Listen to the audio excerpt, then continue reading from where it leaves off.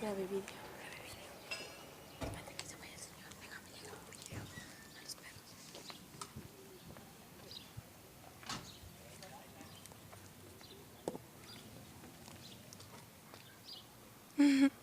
Ay, está bien bonita la perrita.